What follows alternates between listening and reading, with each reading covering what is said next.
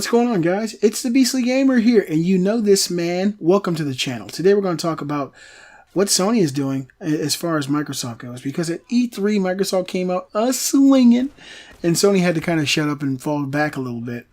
Microsoft announced the Xbox One S, and they talked about their new theoretical console, the Xbox Scorpio. Get over here! I just can't help saying that whenever I think of scorpions.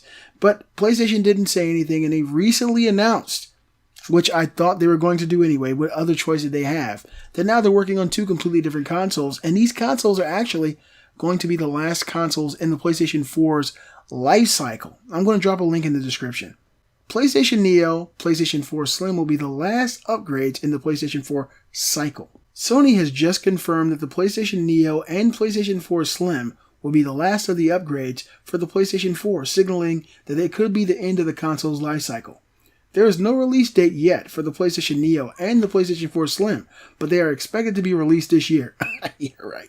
The bad news is that Sony has denied that they are not releasing annual or biannual upgrades for the console, as the two will be the last upgrades for their current PlayStation 4. Both Microsoft and Sony have confirmed their new consoles, which they insist is not to be considered the next generation ones, but rather just upgrades to their current consoles, the PlayStation Neo and the Xbox Scorpio, are expected to bring significant improvements in the form of 4K resolution and smooth frame rates. Sony executive Andrew House told investors at a Tokyo meeting that the PlayStation Neo and the PS4 Slim could be the last upgrades to the console cycle, as it would still last the usual 6 years. He also added that there would not be any change in the hardware release pattern, which could also mean the PlayStation 5 could happen soon. Andrew House said that mid-generation upgrades are still possible. Microsoft seems to be following along as well with their Xbox Scorpio news and their new Xbox One S upgraded console. With all the talks and news regarding the upgraded consoles, all of them have not been revealed officially yet. Sony is expected to unveil the PlayStation Neo and the PlayStation 4 Slim at the upcoming Tokyo Game Show in September. The E3 2016 event was considered to be their stage for showcasing the new games for the PlayStation 4 and PlayStation VR, such as the new God of War. PlayStation Neo and PS4 Slim could be the last upgrades to the current PlayStation 4 cycle, as Sony has confirmed. They are expected to be finally unveiled, complete with specs and features, during the Tokyo Game Show. So this is something that kind of is new news to me. I hadn't heard it officially. I've been really busy this week. I worked really hard making that review for Odin Spear and stuff, but I didn't know that they'd already officially announced that they're working on two consoles, the PlayStation 4 Neo and the PlayStation 4 Slim. One has to compete with the Xbox One S, and the other one has to be this juggernaut system that's going to compete with the Scorpio. So the Neo is going to be the Scorpio competition, and the PlayStation 4 Slim is going to directly compete with the Xbox One S. So we have something similar.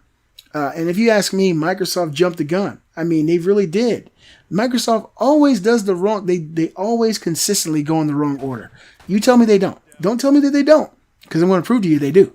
Every E3, every single E3, what does Microsoft say? Oh, what are you guys going to do? You want to go first? You know, last? Go last. You want to go last? Yeah, go last. No, we can go first. I mean, if we go first, we get out of the way. Go last. No, we're going to go first. Everybody first? First. Sure, first. We can go first. They go first every time.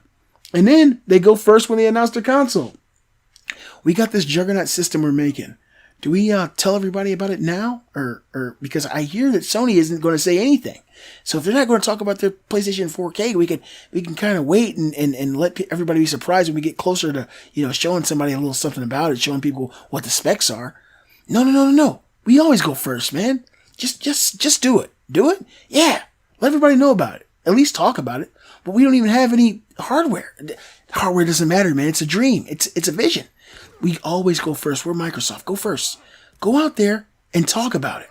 And he went out and talked about it. And Sony was like, oh my God, they're spilling all the beans of what they're making.